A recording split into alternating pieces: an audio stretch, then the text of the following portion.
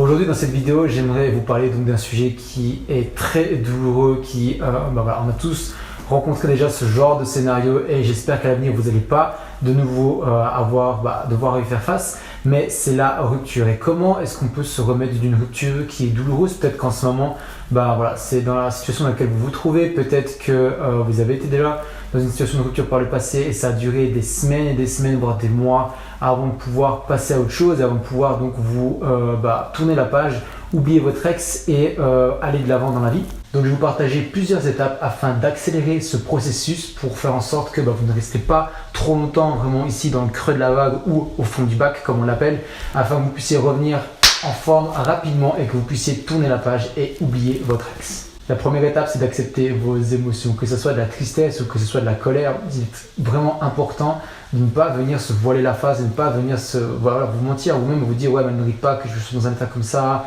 j'aime pas me voir comme ça, ou peu importe les raisons, les excuses que vous allez trouver à accepter vos émotions. Si vous êtes en colère, trouvez un sac de frappe, allez au sport, dépensez-vous, allez courir 20 km, je sais pas moi, vraiment libérez cette empreinte que vous avez dans votre corps, cette empreinte négative, évacuez-la, c'est important. Si vous êtes triste, trouvez un moment et allez dans votre chambre, dans un endroit où vous êtes seul, ou je sais pas, moi j'avais fait une fois au bord d'un lac et pleurez, simplement.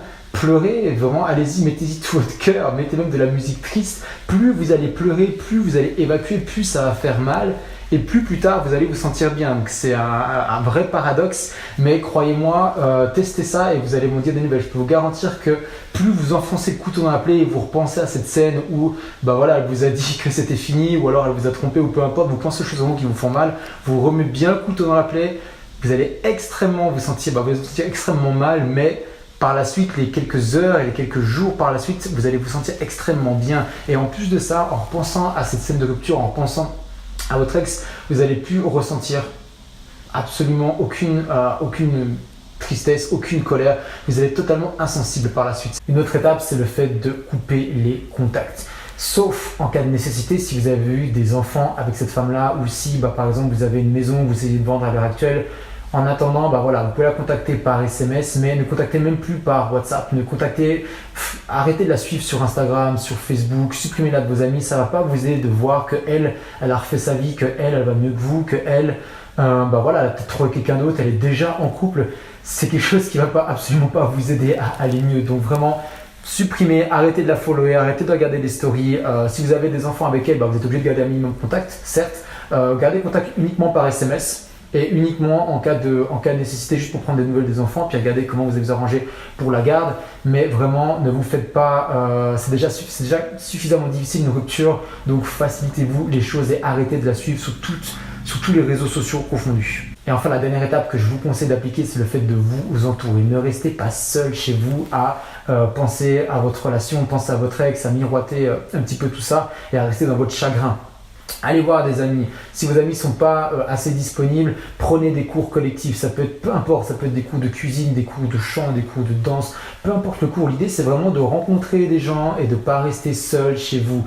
Si vous êtes dans un club de sport, participez à des nouveaux cours collectifs. Faites des rencontres. Et quand je dis faire des rencontres, c'est pas forcément dans l'optique de séduire, ce sera sûrement peut-être trop tôt pour vous, mais vraiment juste pour vous permettre de voir du monde, de changer un petit peu, de vous changer les idées. Si vous avez l'occasion aussi de partir, ne serait-ce même que 2 jours, partez un week-end dans une nouvelle ville que vous ne connaissez pas, ça va vraiment vous permettre ça va vraiment agir comme une bouffée d'air frais, ça va vous aider à prendre du recul sur votre situation et ça va vraiment vous aider à passer cette épreuve.